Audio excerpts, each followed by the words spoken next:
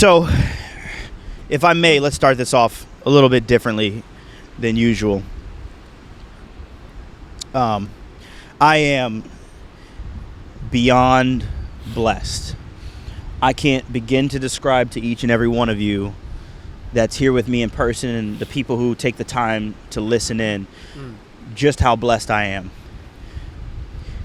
There are rare moments in life where we should take a moment and enjoy the company that we are able to keep. And this is one of those moments.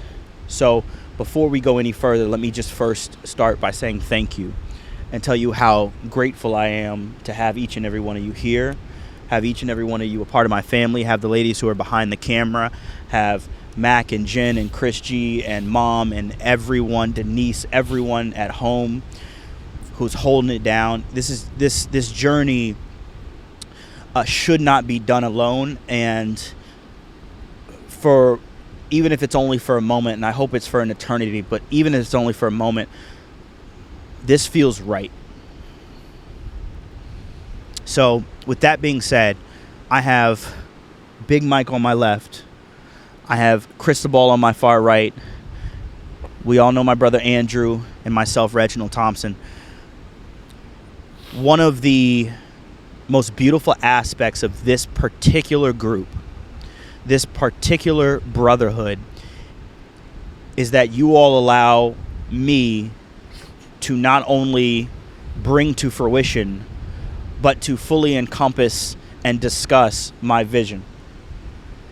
We exercise our visions in very different facets, and yet each and every one of us in this group finds some way, whether it's taking a picture in our brother's brand, whether it's helping edit a video, whether it's a conversation, whether it's a video on Instagram to support our growth and motivate us, we find a way to support and uplift one another. If there's an analogy that is the complete contrast to crabs in a bucket, I think we would fit perfectly. This is rare. I don't want anyone for a moment to miss the fact that this is very rare. As we lean into vision, I was reading up the other day, and something that struck me was an age-old saying, and it was, you can't share your vision with everybody. And my God, do I feel safe sharing my vision in this space. Andrew, when we set out to do this, I don't know that we necessarily had an end goal in mind, but I can tell you if there was a milestone I wanted to reach, it probably wasn't 10 videos, 20 videos. It was this moment right here. Because once again, this just feels right. As we move forward and as we discuss today, the main topic I want us to introduce is not only how we fulfill that vision, but let's touch a little bit upon the precipice of time management. Let's touch a little bit upon the really meaningful aspect of communication, like Cristobal and I discussed in the car today. Let's touch upon a few of those things. So if you could lead us into this. We talked about a video earlier today. Tell me a little bit about how it made you feel. What did you learn from it? It was a video. So the thing I like about our group is we got a little group that we're always kind of like, sending each other videos, things that are very much relatable to what our vision, what our mentality, what kind of our, I guess you could even say core values are to what we're trying to project and what we're trying to actually kind of establish and stuff. And the video kind of talked about like, it doesn't matter how many hours you put in. It doesn't matter how much effort. It matters as far as like what the goal is that you're trying to accomplish. And it touched me because I know we've talked about this before, and you've mentioned like, yeah, man, like I'm putting all these hours. And so when you sent it, and I woke up this morning, you said, this really hit. I've been focusing like so much on the hours, and it made me think. I'm like, dang, like, what am I like focusing too much? Like, do I have goals? Do I have things that I'm actually looking at, or am I just saying like, oh, I'm putting in hours and, you know, I put in this many hours and I didn't get to where I wanted to be? It's like, am I too much focused on the actual amount of time I'm putting into it, or the actual amount of intentionality that I'm putting into it? And so I think there's a huge difference. And I believe there was another video, and I forgot who talked about it, and it pretty much stated like, you can go into the gym and put in the same amount of hours as someone else, and they can come out looking a lot better. Obviously there's, you know, different specifics to it, genetics, so on and so forth. That's not the point that I'm trying to address, but just the end goal, and the difference is the actual intentionality and the goal that one individual has set, and then the other person that just goes in and does the mediocre stuff. Because you can even with your job, you can go in and put the hours. You work your 40 hours and you're set. Someone else can put in the same 40 hours, but actually put in the dedicated time and have an end goal to get promoted, become a manager, become this certain position, this person, and then get to that level a lot faster than you, because they have a goal set in mind. They have an end goal. They're not just doing the job, the 40 hours. They're actually doing it with intentionality. And so for me personally, is today moving forward, because I haven't always had an end goal. Like, I've had a general end goal, but today moving forward, I'm now, and I want you guys to hold me accountable as well. This is why I'm saying it out here, is I'm now setting my time, the hours, I'm gonna call them hours worked, with intention and with an actual goal in mind. So, you know, Cristobal, I'm gonna give you a shout out with, you know, the brand and things like that. Have an end goal. The work that I'm putting in for that, it's going to be for an intention to actually set an end goal to actually start that up this year. Things like that. Same thing with even setting pictures. You know, we don't just go and do pictures and put in hours. Oh, we took 10,000 or 1,000 pictures, 100 pictures, and okay, we put in hours, so therefore it should be successful. No, if we're actually doing it for purpose, and the purpose and the goal is to get his brand started, get pictures out there, get the website going, things like that, that's the goal. Same thing with you, your brand. Same thing with Mike, your brand. Putting in that time. Just because we're putting in time doesn't mean squat. It really doesn't. And I feel like a lot of people don't realize that. It's like, oh, well, I put in so and so and this amount of time, and it's like, okay, but like, what did you do with your time? Was there a goal? Yeah, Cristobal, it's funny that you referenced him in his brand. You've been very intentional with your time lately. Was there a shift that caused that? Was there a lack of something beforehand? How did you begin to focus on that as being something of importance? So, dude, I feel like the paradigm shift happened when I realized that a lot of my time was being wasted when I started tracking my time after work. So I had this calendar, I used Google Calendar, and I specifically wrote down the times that I was supposed to be working and the objectives through those time periods. And by the end of the week, I realized that those objectives, not all of them were being met, right? A lot of times I was running late on, for example, the release of Please Doubt Me. It's been pushed back for so many dates. It was supposed to be originally released in March, right? So that's when that happened. I realized that the way I work, unfortunately, I've been programmed to clock in and clock out of work. So what I started doing is I have a spreadsheet now where I call it a clock in and clock out, and I have specific little categories of what I'm clocking in and clocking out of.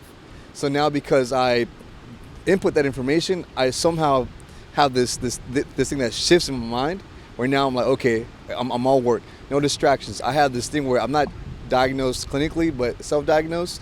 I have ADHD supposedly, right? By my own diagnosis. So I'm always all over the place. But with this clock in and clock out method, I'm able to focus on the objective and get it done. And I've seen the results. I think Sav even mentioned a while ago. She said, you've been actually following your calendar a lot better. I said, yes, I'm really proud of this because I feel like I'm getting stuff done. So that's when the paradigm shift happened, when I realized that I was running late on some things that we promised to the public, and they weren't met. Yeah. There's a word that's been like, oh gosh, it's like itching in the back of my brain for probably the last 2 months. And Mom brought it up, Cristobal and I's mother, but now pretty much all of our mother. She keeps talking about frameworks and what she does within her job and how she builds great frameworks. And the way that she leads is through these frameworks. She creates structures that allow for her team to succeed. And the structures are heavily predicated from what I think I'm a good listener. From what I've listened, the structures are heavily predicated on the idea that there are tasks that need to be accomplished, and we just need to make sure that we correctly allocate resources and people to those tasks, and then we need to set time frames for those tasks to be complete. And then if we are not meeting those, then why did we not meet them, and how do we readjust? Right. So you created a framework based off of a lack of a framework. You said, man, I'm just coming in here and nothing's getting done. And you said, let me rework an existing framework of clocking in and clocking out, and let me say that during this 4-hour increment of time where I clock in and clock out, this thing needs to be accomplished. And if not, why? And that's how we look back and we become, introspective, and we become self-aware and say, well, what was the reason that I was unable to accomplish that particular task? From a military background, what are the repercussions? Let's start there. What are the repercussions when tasks don't get accomplished on time? So, from military perspective, I'm kind of not senior per se, but I'm more senior than most around me. I'm in charge of a lot of people. Whenever I don't get the task met, and I make sure my subordinates don't get their task met, people have the potential to die, or movements may not be met. Which is kind of a big deal. A lot of money gets wasted. A lot of people get yelled at, stuff like that. So I'm actually pretty used to building schedules, like you said. Not exactly like the clock in, clock out, but it's like you build your framework to make sure the mission gets done. So that's how it is in my tasks. I don't want to say like too much military jargon, but tasks are important. That's such an interesting perspective. It just shocked me because I've never thought about life like that. If my framework's not correct in the military, people may die. So, like, I won't tell too much about your job, but you understand a lot about communications. Oh, yeah, definitely. Right?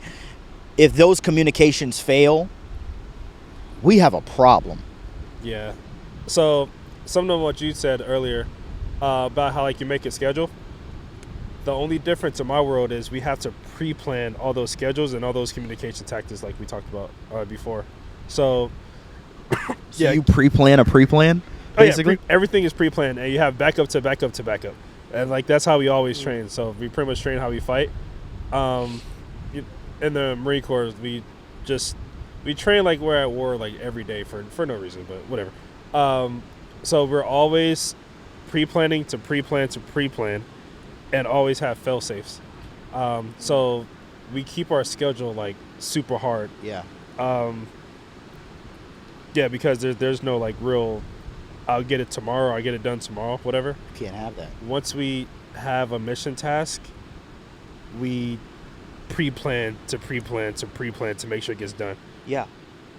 I wouldn't even want to know what the end result would be if you did not effectively strategize and implement those different pre-plans. Because it was funny that you said, I know you were joking, and I know there was some sarcasm in there, but I want to make sure that anyone who's listening understands this. When you joked around and you said, oh man, I don't know why we have to stay like this all the time, I know you were joking. It goes back to the age-old saying I used to hear growing up, if you stay ready, you ain't got to get ready. And that's such an important, I mean, that is the precipice of people who succeed versus people who fail. You have to find it within yourself to continue moving. I had a coworker, and she was like, do you ever think that you might be overworking yourself? And I was like, if I don't keep moving, I don't feel as though I'm accomplishing. And we were talking in the car, Savannah, myself, and Cristobal, and I was saying that to some degree, here's the negative. I'll be completely transparent. People deserve this. I do feel as though some of my value is tied up in my ability to provide value. But another part of me is very much like a shark. I feel like if I stop swimming, I may just die. And that comes in so many different angles at me, but one angle more specific than others is I feel like the moment that we slow down and we start to take it easy or take our foot off the gas, it becomes exponentially more difficult to re-engage that gas pedal. that's just personally how I feel. At momentum, inertia, we understand how these physics work. We understand how this works. It is, I keep using the word, but it rings true every time. It is imperative that we continue to move forward. And it was beautiful because one thing that we talked about was on the pod that we just released maybe a few weeks ago from now, Mike was like, and you were like, Reg, we need you to keep thinking about what's next and what's next and what's next. But the next thing I want to talk about is the beauty of the balance that we've found. And what I want to approach this with, as well as the rest of the conversation with, is maybe something that might be even more helpful to us and then could be helpful to people listening. I want to approach it from what we want to do as a team and what you all feel like you need from me and what we need from each other. Can we do that? Yeah. When I push the envelope further and further, here's what I need from you. Please recognize it as you have always done. I appreciate that more than anything. Please see the intent behind what it is I'm trying to accomplish, which is always going to be the overall success of this family. But please also be hypercritical in the kindest manner possible to ensure that I do not move the goalpost too far as to where it becomes unattainable. I need that because Reggie, left to his own devices, will never accomplish all of what Reggie is set out to do. And I could imagine that might lead to a very harrowing and dark life later on down the line. One of the things that I mentioned to Andrew one day and to us today was the only time that I find true peace outside of working is being around friends and family. So like, this doesn't even feel like work to me. You know what I mean? Yes, it has a goal. Yes, we have tasks. You know, we have to edit. We have to do things of that nature. But this is very much therapeutic. And I look for this in my day-to-day life. How can we ensure that we are all communicating where we are in the stages of our journey? That's an open-ended question. Take it whichever way you feel confident and comfortable in going. One thing I like about what you said, so pretty much like in conclusion, what I'm pretty much finding what you're saying is you learn, or you're avoiding the mistakes based on your history while finding your purpose. Couldn't have said it better myself. Bars. That was a bar. Appreciate that. Yeah. For sure. I mean that is right. Like, and to some degree, I don't want to say I'm running from my failures, but I am always hypercritical in assessing them. But sometimes the way that I handle and assess them is just simply by trying to move faster. And that's a scary thing, because if a gear goes out of place, you shouldn't keep driving the car at 180 and try and take it to 190. Sometimes we should stop and reassess. One thing that Chris and I were talking about today, and I love Chris because Chris, one of the many reasons I love Chris is because Chris asks questions. So Chris is like a why person, and it's helped me. Like, Chris will ask me a question sometimes, and it'll be like one or two words. He'll be like, why is that? Why is this? And I'm like, oh, shit, do I really know the answer as to why I want to do this? And one of the questions he asked today was surrounding like how I coach and lead. And I was like, man, like, I really like being around you guys. And we understood it was because we have a family dynamic. But I was talking about another group of individuals I spent a lot of time with. And he was like, do you ever show them this level of frustration? And I was like, no, it wouldn't be conducive to a healthy work relationship. And one of the questions that he posed made me think, and I'll just tell you what it made me think about. It was, why does any group need a hierarchy, and how is that hierarchy serving the group that it's a part of? And what was interesting was it helped me reshape what I understood a hierarchy to be. And it made it more of a horizontal plane as opposed to a vertical plane if we were looking at like an X and Y axis. And what was interesting was I started thinking about Ray Dalio's book Principles and what he refers to as an idea meritocracy. And what an idea meritocracy is to me is a system in which many ideas are presented from all individuals up and down the hierarchical structure that need to be involved with that particular planning. All of the ideas are met with the extreme patience and focus that they deserve. And the best of those ideas is the one that comes out on top, not the one that's presented by the CEO as opposed to the one that's presented by the analyst. The best idea is the one that wins. And what I understood about a true hierarchy is that it's not so much about one person being above another, but it's about positions. And so the position that I want to fulfill within this group to some degree is not only forward direction and progression, but I'd also very much like to be someone who helps us to build the framework and helps to be a liaison between ideas. Somewhat like a chairman would be on a board maybe, and say, okay, I hear what Chris said about this in this particular area.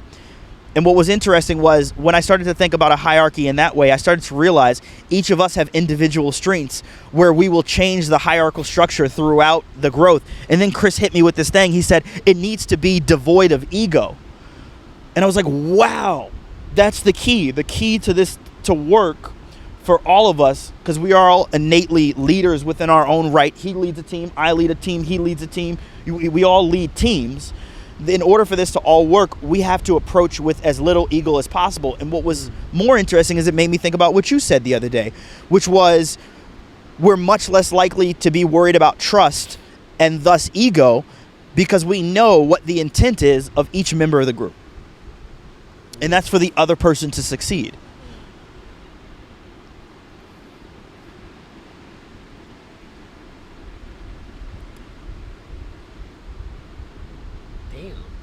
Damn.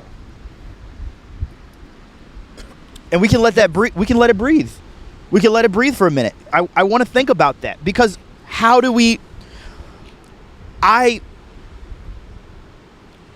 put myself in adverse situations on a regular basis, and I would be a liar if I didn't reveal to you, or I at the very least would not be transparent if I didn't reveal to you that part of the reason that I go get punched in the face and choked out in jiu-jitsu and Muay Thai is because of the humility that it makes me leave with. Cristobal and I did Muay Thai today. My coach and a leader in my life, Nesto, I hope he gets to see this. Nesto was hitting me with combos, and he was hitting me, and I was like, man, like every time that I think I'm getting better, and I'm getting better, and I am incrementally day by day, but every time I'm getting better, there's always someone in my life that I've placed on a pedestal to remind me to remain humble.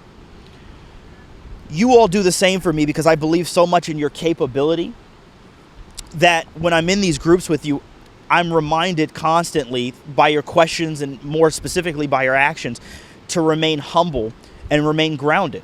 It's like my head can be in the clouds, but my feet have to stay on the ground. That's necessary in order for me to succeed and in order for us to succeed.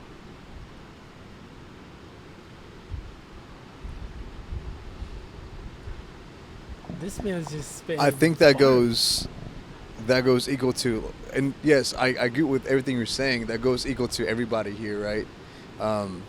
It's having the ability to sit back, listen to each other without any sort of bias about your own idea. About your own idea. And being idea. able to fully analyze what they're saying. One thing, and I learned this thing at work the other day, and it just came out of kind of like I was in motion doing my job, and it was an automatic response. This gentleman, a supervisor, came in for the second shift and asked me, hey, why don't you pay attention to what I'm saying? I said, no, it's not that. I'm just analyzing what you're saying. Because I don't know, because I don't know him like that. Different story here. I do know you guys. Well, I know you. I know a little more about you. I'm still getting to learn about you and get to know you. But the same concept goes here. Always analyze, or in my perspective, always analyze what people are saying, especially if you know that the person that's saying things has the best intent to get us from point A to point B and then on continuing forward. I like what you said earlier about sometimes you just want to hit that pedal and keep going, which I love it, because I'm the same way. I'm sure we are all the same way. But there's one thing that's clear there is we have to make sure to pivot at times, right? So if the car breaks down, if the gearbox is messed up, so you can't advance to the fifth gear, you gotta pivot to the side real quick, get the pit crew to come in, and the pit crew, it's all of us, right? Fix the car and then get back on road, right? So, but yeah, man, I think the biggest thing is listening to each other without a bias, without the ego, so we can fully give the idea and then put it into fruition. Yeah, how would you even know that there was an issue with the car if you didn't actively pay attention to it? Right. How would you know that the gear was out? If the car's still running How would you know? That's why you have your pit crew. That's why you need your pit crew. But your pit crew has to be attentive. Right. Chris does it the best out of all of us. I'm just going to give him. I'm going to give it to him. I've never seen someone be a better active listener to what's going on. And he's such a good active listener that he poses the right questions at the right time that make you wonder, like, am I right? You need a guy who makes you think, does what I'm saying make sense?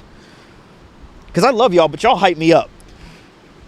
I like to bring it down. I'm sorry. I like to break you down sometimes. Dude, but It's not even breaking it up, so but there's no it's- like misconception. It's not that I like to ask questions to break people down. No, I ask questions because I'm curious. Yes. There's something about what people are saying that I get curious about, but I want to learn more. So therefore, I ask these why, how, when, what questions, because they're important to get the full idea, right? At least to me it is. So that's why I ask these questions. Yeah. And if you don't have a full idea, those questions might save you from going down the wrong path. I'm sorry, let me rephrase that. Those questions will save you from going down the wrong path. This type of communication is necessary. Building frameworks.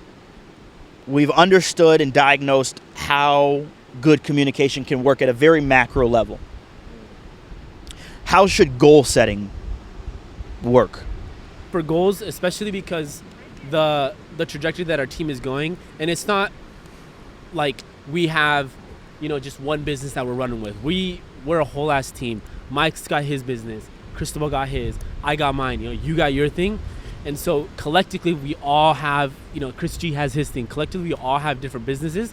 I think the best thing for goal setting for each of us is to very much be in fruition with what each of our business is going, where we want them to go, and how we can help each other with that. Because if Cristobal only knows what Cristobal's business is doing, then how are we going to be able to keep him accountable with the goal that he sets? He can set all these different goals, do his own work, have his tasks, and accomplish a good amount of things. But if I don't know what Cristobal's doing, then how am I going to help him set that goal, to reach that goal, to keep him accountable? So I think when it comes to what we're trying to do as a family and as a group is allow each other to be in each other's lives in that aspect of what we're actually trying to do as businesses and work on those things. You know what I mean? So like if Cristobal has a certain amount of tasks that he needs to get done, it's better for him to include 4 or 5 other people that he can trust and he can actually know is going to get the job done than for him to try and just figure it out on his own, because it's like that task is going to get done a lot faster. What he can get done in a week, he can get done in 2 days, and then we can focus on, okay, now, Mike, you need this to get done. We can get all of our stuff done in 1 week span rather than having one person just do their thing for 1 week, having him do his thing for 1 week.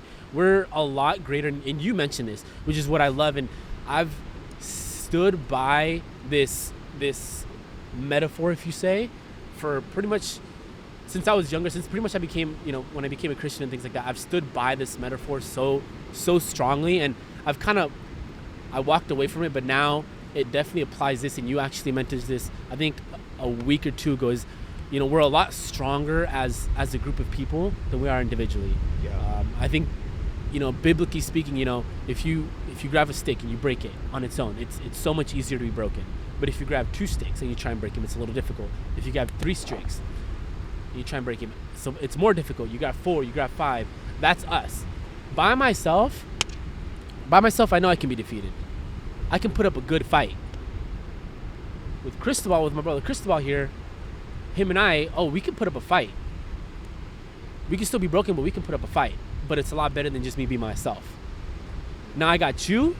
That's 3 of us. Now I got Mike. Now I got, Mac. Now we got G. It's like, honestly, you add those 2, and ain't no one gonna do nothing. That also applies to goals. If we have 4 of us, 5, 6 of us, people that we can actually trust and hold accountable, we can get all of our goals done a lot faster at a higher rate with more quality as well.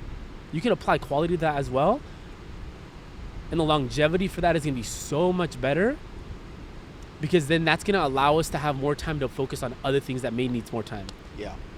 I would add in that I'm going to challenge you a little bit. I think that the team aspect is fine. I think that we should consolidate down to one business with one particular goal, because moving with all of these different facets makes it harder to focus on any single one of them. Dude, to add to that, I feel like we've spoken about this multiple times. We all have a set of skills, that we've kind of mastered, or we are mastering as we're going. And with those set of skills, we just combine them so we can focus on that one business. Right? And I don't know if have we talked about this to anybody else? With this group, I think everyone has a rough idea as to what we're gonna. Okay, so pretty much, I'm sure. I think we told Mike about this, but it'd just be really great to put these skills. Like, I know Reggie and Mike are great with videography and cinematography and photography.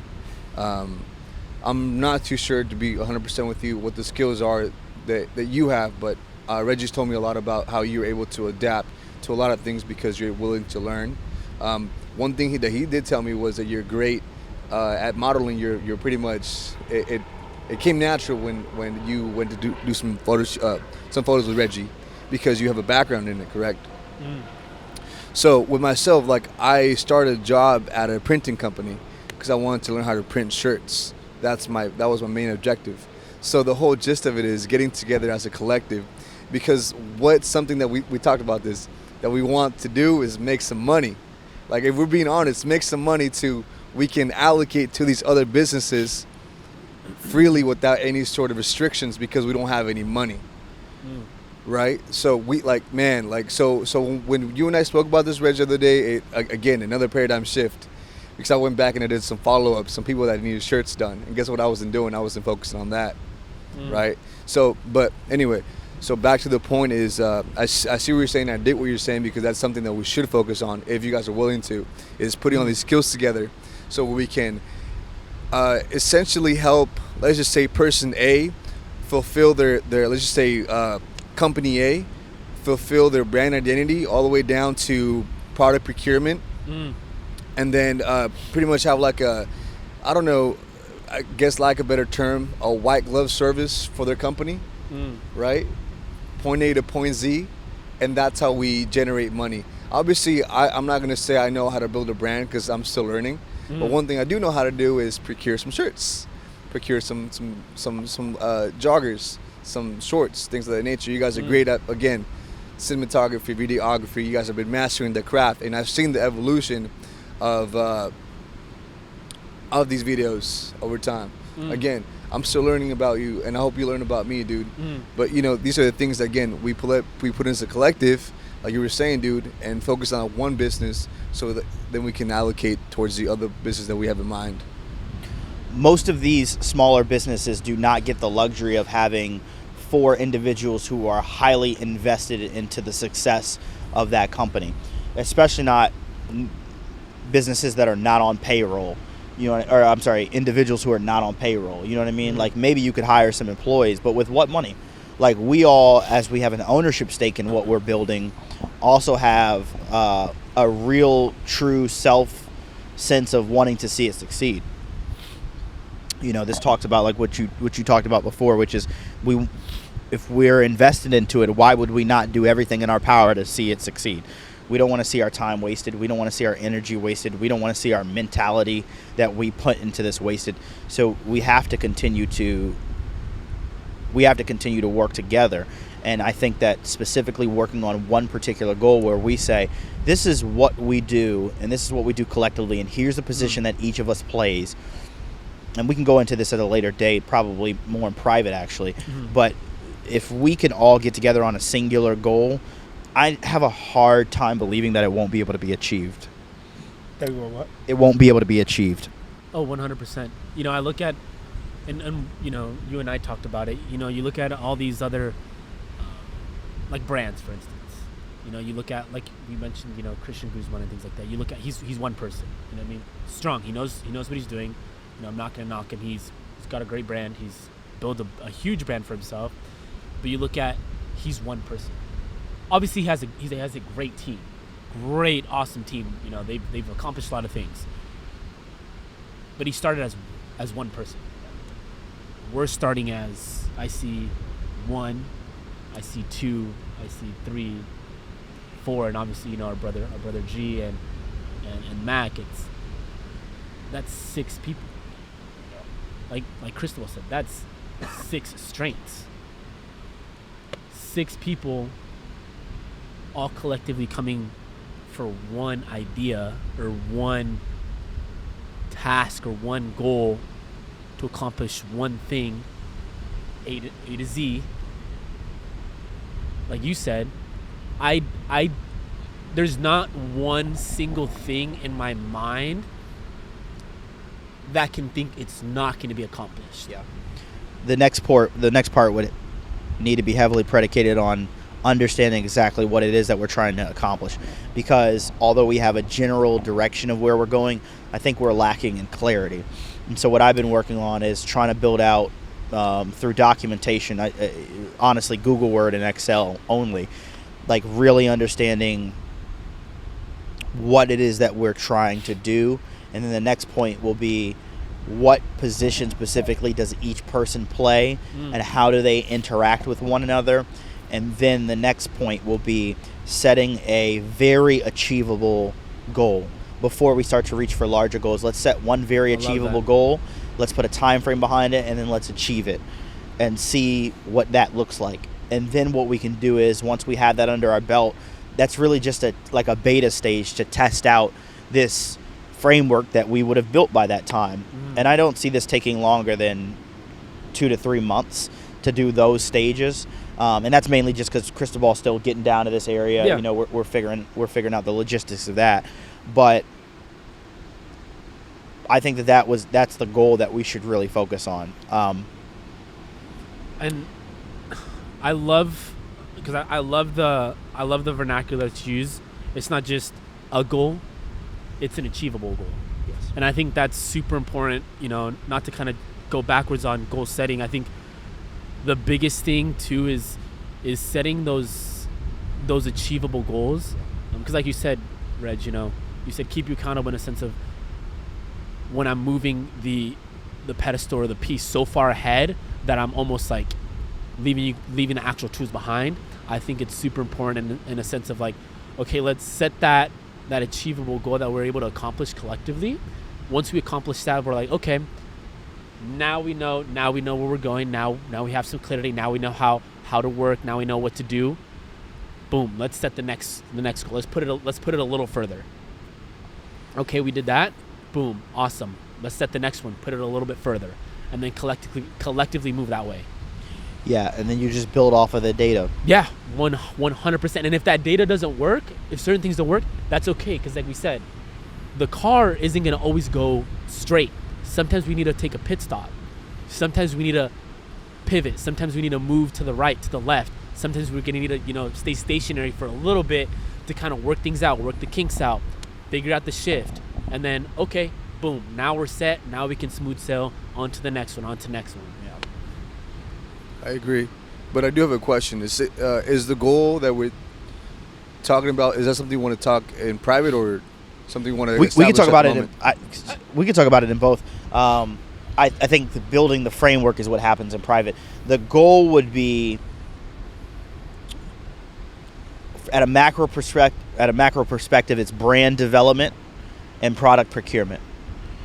Those are the two spaces. So inside of the brand, it's, what is your brand supposed to be? What industry does it fall under? Who is the demographic or the group that you're looking to capture the attention and the commitment of? We need to help businesses, including our own, understand that. And then the next stage is, okay, now how do we conjure up the communication, right? Life as input and output. How do we give the output that correctly and effectively reaches the right customer's ears and communicates the brand to them? So that's where the videography, the photography, the cinematography all come into play. That's where the SEO and SEM, which Chris has studied, it comes into play. That's where those key pieces become, ideally they become like your communication to the customer. And then when we learn to communicate effectively, then we need to make sure that that end consumer is satisfied with the product that they receive. And that's how we make sure that we procure the right product in the right space at the right time, right? It's imperative that we make sure that we're meeting the customer's needs. One thing I notice in a lot of businesses that don't do well over a long time is they do what maybe the ownership or what the company would have wanted, but they're not doing what the consumer would have wanted.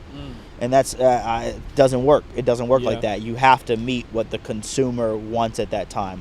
I cannot for the life of me tell you why the consumer wanted those daggone fidget spinners back in the day, but that's what they wanted at that time, and they did extremely successful. And when they didn't want them, what happened?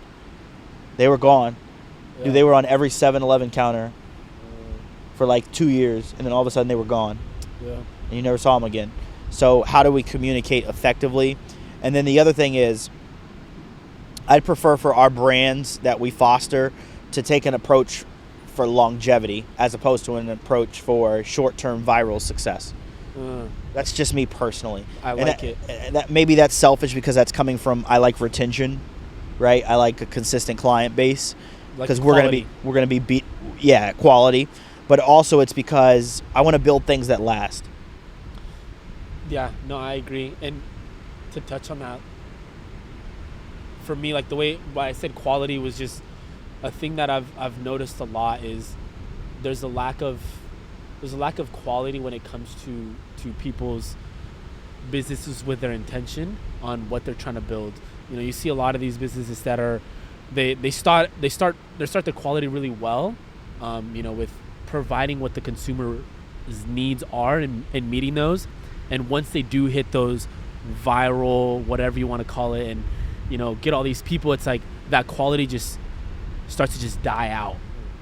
And I feel like with quality comes longevity. So it's like if you have the quality to provide a customer and you meet those needs, then as a customer you're more likely to stay and continue to support a company and a brand because you're like, wow, they're still giving me the same thing that they gave me day one on year 7. Yeah.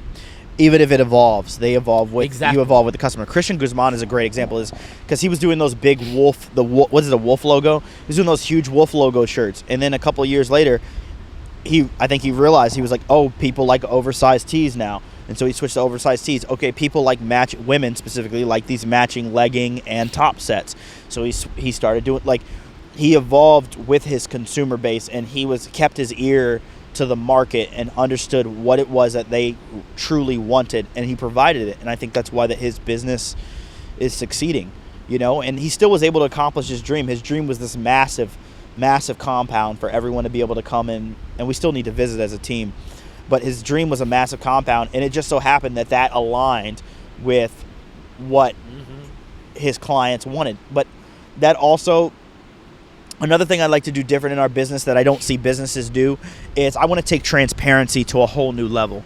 I want the transparency of what we build to be really apparent.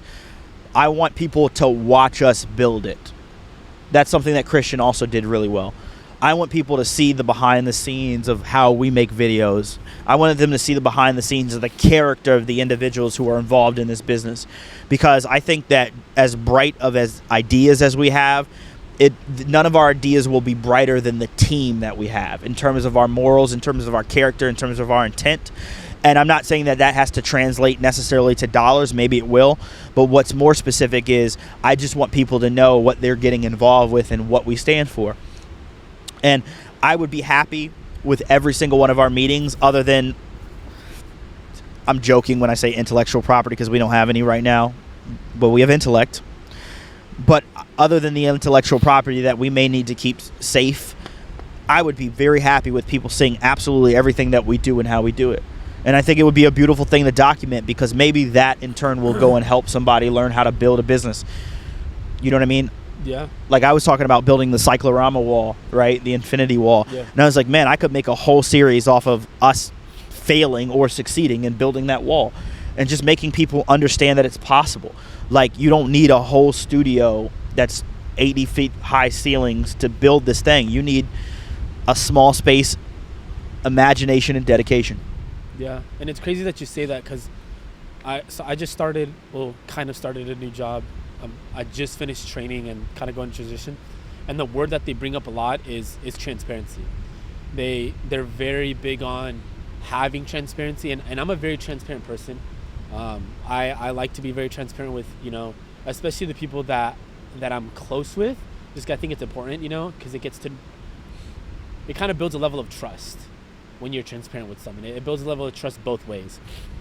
And I like the idea that you're going with it, as far as like, I've always wanted the brand that I'm a part of, the team that I'm a part of, to allow us to not only share the good things, the happy things, the dope things, whenever the money does come, whenever, we start getting, different people talking about us and getting noticed and things like that, but for them to see like the struggle, you know what I mean? Like, I'm all about the struggle. I'm all about allowing myself to be seen at when I'm most vulnerable. Excuse me.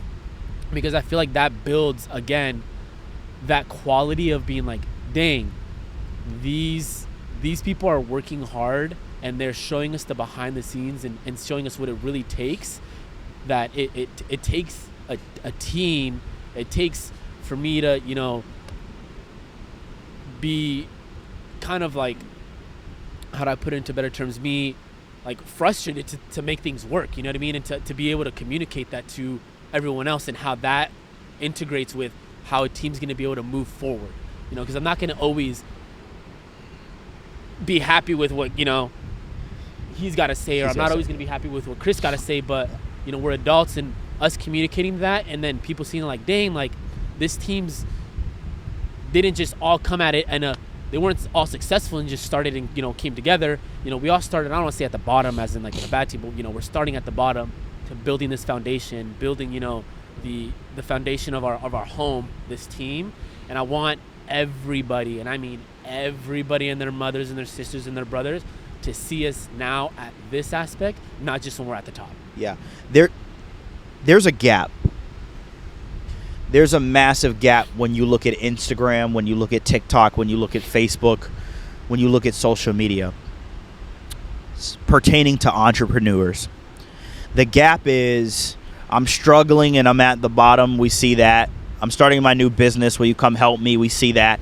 And then all of a sudden, the next thing that you see is Lambos. What happened in between? Right. Yeah. Right. You know what I mean? Yeah. And you'll have a guru, and there's some great people out there. Right. You know what I mean? There's the Grant Cardones. There's the Alex Hermosis, who are like, here's some of the tips that could help. No. I need to see what it looks like. Right. What does it look like when a business is in a meeting where we're all sitting around on the couch and we have the paperwork laid out, and we're like, dude, we only have $1,000 to allocate. So, yeah. What does this idea of meritocracy look like in regards to how we execute upon the allocation of those funds? Or we have a deadline coming up and we don't have the clients. How do we get them? Yeah. And we all sit and talk, and then they get to watch us execute. And I feel like even if we didn't succeed in the sense of growing a multi-million-dollar business, which is the goal, we will have at very least succeeded in providing more information for people to see that it's not so far-fetched to get together in a room with people that you like and enjoy working with, and Yeah. try and build something that you enjoy building. Like, we're going to try. That's Yeah. all. That's all I've ever asked for anyone to promise, and that's all I can promise you all, is that I'm going to try. And I think that people need to see the documentation of step by step what it really means to try. Is that fair? No. 100%. And I think everything is done with a purpose. And I think the purpose for why there's that gap is for the sole reason then It's us. I'm gonna do it. You know what I mean? is if no one else has done it, and that's how most business starts. Like, oh, if this person hasn't done it, then I guess I'm going to do it. The sole purpose why no one else has done it and why we're talking about this is because, all right, if you're not going to do it, who's next? Me.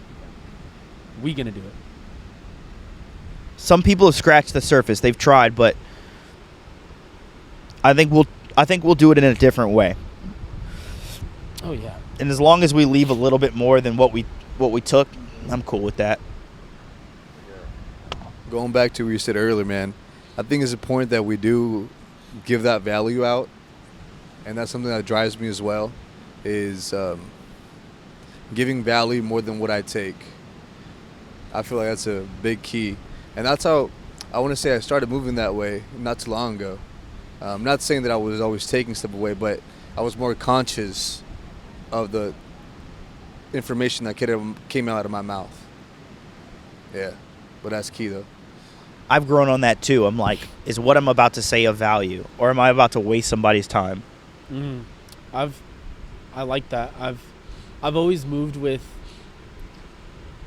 in the same. I guess it's in the same aspect. I've always moved with a servant's heart. I'm a very serving man, and so I feel like that applies to it. And I think that in itself shows the trajectory that we're at. We're already on the right. We already got our right foot forward. We already got the right step forward to show that as even young men that we're moving with value. We're moving with value, and we're going to continue moving with value as long as we keep providing value through what we say, through how we serve, through what we do, and things like that. And I think that's another big key thing is that I thoroughly have enjoyed. Obviously, I'm still getting to know you, but even just within the last, I don't have a watch, but within the last hour is just hearing how you speak. And then, Mike, getting to hang out with you, obviously hanging out with you, and, don't really know Mac, but then Chris G is all of you guys move with such value, whether it is the way you speak, whether it is the way you serve, whether it is the way you love, or whether it is just the way you move. And so I think that in itself just shows we all have, like you said, a strength to offer.